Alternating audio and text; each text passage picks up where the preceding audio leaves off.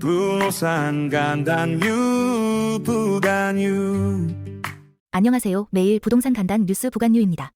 6월에 쏟아지는 아파트 분양. 이유는? 대출 규제 전에 잡아라. 6월 한 달간 전국적으로 1만 6천여 가구가 분양 예정으로 수요자들이 적극적으로 청약에 나설 것으로 보입니다. 대출 규제, 데트 서비스 레이시오, DSR, 강화 전에 내 집 마련을 하려는 실수요자들이 몰리는 현상이 포착되고 있습니다. 특히 수도권 인기 단지인 경기 오산, 세교 아르테라, 433가구, 김포, 해링턴 풍모, 1573가구 등에 관심이 집중되고 있습니다. 특히 주목할 점은 하반기부터 대출 규제가 더 강해질 수 있다는 점인데요. 이에 따라 실수요자들이 여름 분양 시장에 선제적으로 참여하고 있다는 분석이 나옵니다. 경기도를 중심으로 분양 단지들이 대거 예정돼 있으며 교통 호재나 학군, 브랜드 가치가 높은 단지들이 수요자들의 관심을 끌고 있습니다. 예를 들어 GTX, 신분당선 연장 등의 수혜 단지들도 포함되어 있습니다. 집값 더 오를까봐. 생애 첫 내 집 마련, 1년 만에 최대. 서울에서 거래된 집합건물, 아파트, 오피스텔 등의 41.1%가 생애 첫 주택 구입자에게 매매된 것으로 나타났습니다. 이는 작년 5월 이후 1년 만의 최대치입니다. 총 1만 3,087건 중 5,378건이 생애 첫 매수자였으며 이는 전월 36.2%보다 4.9%포인트 증가한 수치입니다. 특히 2에서 3월에 이뤄진 매매 계약이 5월에 등기로 나타나면서 당시 강남권 토지거래 허가구역 해제와 집값 상승 기대감이 영향을 미친 것으로 분석됩니다. 눈여겨볼 점은 생애 첫 주택 구입자는 정부의 대출, 세제 혜택을 받을 수 있어 최근 실수요자들이 적극적으로 매수에 나서고 있다는 점입니다. 다주택자보다 상대적으로 유리한 조건이 작용한 셈입니다. 감정가 넘겨 낙찰. 서울 아파트 경매에 몰리는 이유는? 5월 서울 아파트 낙찰가율이 97.7%로 약 3년 만에 최고치를 기록했습니다. 이는 감정가의 거의 전액에 낙찰된다는 뜻으로 매수 경쟁이 치열하다는 신호입니다. 강남구 등 토지거래 허가구역의 경매 물건이 특히 인기를 끌고 있으며 이들 지역은 실거주 요건에서 자유롭기 때문에 투자 목적 수요도 몰리고 있습니다. 실제로 압구정 현대, 낙찰가율 130.1%, 삼성동 힐스테이트 2단지, 128.5%, 마포 대흥동, 130.9%, 동대문 레미안 미드카운티, 115.5% 등 다양한 지역에서 감정가를 크게 웃도는 가격의 낙찰이 이루어졌습니다. 특히 눈여겨볼 점은 낙찰가율이 100%를 초과한 물건들이 다수 등장하고 있다는 점입니다. 이는 실수요자뿐 아니라 규제를 회피한 투자 수요까지 유입되고 있다는 방증입니다. 속초, 제주도도 찬바람. 세컨드 하우스, 왜 외면받고 있나? 전국 단독주택 거래량이 4년 새 절반 이하로 급감했습니다. 2020년 8만 5,402건에서 2024년 3만 5,137건으로 크게 줄었습니다. 세컨드 하우스 시장의 침체가 특히 강원, 제주 등 휴양지에서 뚜렷하게 나타나고 있으며 강릉, 마이너스 46%, 속초, 마이너스 51% 등의 거래 감소가 두드러집니다. 정부의 인구 감소 지역 세제 혜택 공약에도 불구하고 거래 회복 효과는 미미한 것으로 분석됩니다. 기사에 따르면 단독주택 수요는 줄고 있으며 일부 지역은 오히려 아파트 거래량 증가, 제주도, 강원 일대를 보이기도 했습니다. 하지만 전반적인 세컨드 하우스 수요는 과세 부담과 대출 규제, 양도소득세 등 복합 요인으로 위축되고 있는 상황입니다. 특히 집값 전망이 안 오르는 것, 이 세컨드 하우스 외면의 핵심 원인이라는 전문가 분석도 눈에 띕니다. 지금은 일시적 세제 혜택보다 근본적인 규제 완화와 수요 유인책이 필요하다는 목소리가 커지고 있습니다. 다주택자 세금 완화 필요? 부동산 업계, 새 정부에 쏟아낸 5대 요구. 건설, 부동산 업계는 규제 완화를 통한 부동산 시장 정상화를 새 정부에 강력히 요구하고 있습니다. 주요 제안으로는 다주택자 규제 완화, 미분양 매물 양도세 면제, 상가, 지식산업센터 리모델링 활성화, 공공개발 통한 지역 균형 발전, 재건축 초과 이익 환수제 폐지 등이 포함되어 있습니다. 특히 지방 부동산 시장 침체, 주택 공급 차질, 고금리로 인한 거래 급감 등 여러 악순환을 해소하기 위한 대출 및 세제 완화 필요성이 강조되고 있습니다. 기사에서는 각 단체 대표들이 입을 모아 다음과 같은 요청을 하고 있습니다. 다주택자 보유 주택의 순기능 인정과 세부담 완화, 전월세 시장 안정을 위한 임대등록제 재정비, 상가 리모델링 활성화로 주거 공급 확대, 공공개발을 통한 수도권, 지방 격차 해소, 재건축 부담금 폐지 등 민간 활력 제고. 핵심은 지금의 부동산 침체를 해결하기 위해 정부의 보다 유연한 규제 운용과 시장 친화적 정책이 절실하다는 점입니다. 7월 대출 규제 앞두고 은행들 엇갈린 선택. 어디가 유리할까? 7월부터 DSR 3단계가 본격 시행되면서 은행들이 주택담보대출, 주담대 정책을 서로 다르게 운영하고 있습니다. KB국민은행은 금리를 인상하며 조이기 전략을 택한 반면 신한은행과 하나은행은 만기 확대와 대출 한도 상향 등 완화된 조건을 제공하고 있습니다. 이는 수요자 쏠림 현상을 고려한 전략적 판단으로 대출 여력이 있는 은행은 더 많은 고객을 유치하려 하고 여력이 부족한 은행은 선제적으로 조이고 있는 모양새입니다. 각 은행별 주요 변화는 다음과 같습니다.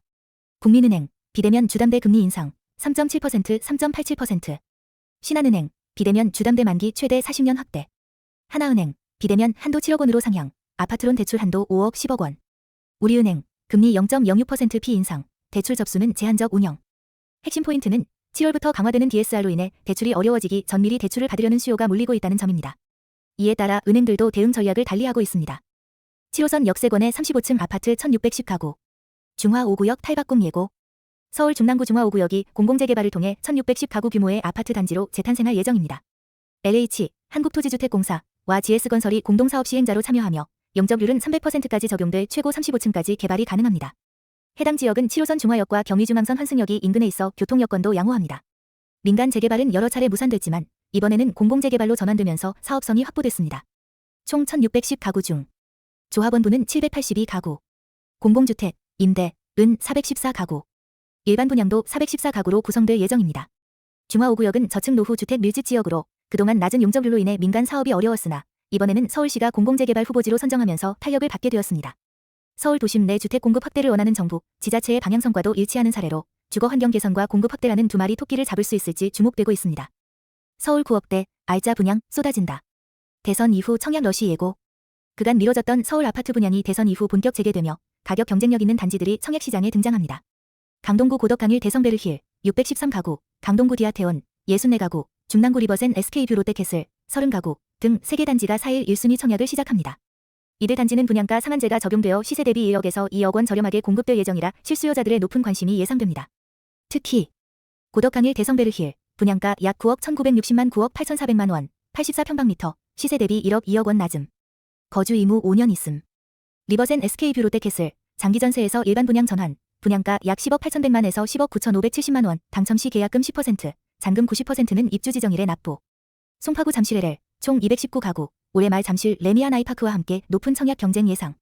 또한 경기권에도 1,000가구 이상 대단지 공급이 줄줄이 예정되어 있으며 전체 전국 분양 예정 물량은 약 2만 1,550가구로 작년 같은 기간 대비 57% 증가한 수치입니다. 현재 분양가 상한제가 적용된 알짜 단지가 드물기 때문에 이번 청약 일정은 실수요자에게 희소성 높은 기회가 될 수 있습니다. 전셋값 뚝, 세금 혜택에도 시큰둥. 빌라, 임대사업자 왜 망설일까? 정부가 빌라, 오피스텔 등 비아파트 주택의 단기 등록임대 제도를 부활시키며 세제 혜택 제공을 재도입했지만 정작 빌라 집주인들은 적극적으로 나서지 않고 있는 상황입니다. 이유는 임대보증 가입 기준이 바뀌면서 전셋값을 대폭 낮춰야 등록이 가능하다는 점 때문입니다. 공시가 기준이 과거 대비 지나치게 낮게 설정되어 있어 실제 시세와 큰 괴리가 발생하고 이로 인해 임대보증 기준을 맞추기 어렵다는 우려가 큽니다. 예시로 소개된 서울 관악구 빌라 사례를 보면 전용 39평방미터 빌라 전셋값 실거래가 약 2억 4천만 원.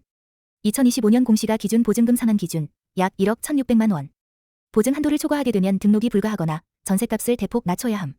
정부는 이를 보완하기 위해 HOG, 주택도시보증공사, 감정가 적용 방식을 도입했지만 집주인들은 이마저도 실제 시세 반영이 부족하다며 불만을 제기하고 있습니다. 핵심적으로 임대사업자들이 제도에 참여하려면 세제 혜택보다도 현실적인 전셋값 기준 반영이 중요하다는 지적이 나오고 있습니다. 입주 앞두고도 갈등 계속. 공사비 폭탄에 멈춰 선 재건축 현장들. 전국 주요 재건축, 재개발 현장에서 조합과 시공사 간 공사비 증액 문제로 갈등이 심화되고 있습니다. 특히 행당 7구역, 대치 2구역, 노량진 6구역, 철산주공 8, 9단지, 대연 3구역 등에서 논란이 지속되고 있습니다. 조합은 공사비 증액이 과도하다고 주장하고 시공사는 원자재값 상승, 인건비 증가 등을 이유로 인상은 불가피하다고 반박하고 있습니다. 공공기관의 공사비 검증조차도 양측 모두를 만족시키지 못하는 상황이며 이로 인해 공사 지연 및 입주 차질까지 우려되고 있습니다. 예를 들어 행당 7구역, 시공사, 현대건설 는 공사비 1조 300여억 원 요구 공공기관 검증 결과는 9,388억 원 조합은 668억 원 과다 주장. 철산주공 8, 9단지, 경기광명 최근 검증 거쳐 520억 원 인상한 제시 협상 난항. 노량진 6구역, 대치 2구역 등도 공사 중단, 합의 무산 사례 있음. 핵심 문제는 시장 여건에 따른 공사비 현실 반영의 어려움과 조합원 부담에 대한 민감성입니다. 일부에선 공공기관 검증이 더뎌 사업 전체 일정 지연의 원인이 되고 있다는 비판도 나옵니다. 조합 입장에서는 불투명한 공사비가 조합원 피해로 이어진다 고 보고 있고 시공사는 현실적인 인상 없이는 공사 유지가 어렵다 고 맞서는 중입니다. 구독, 좋아요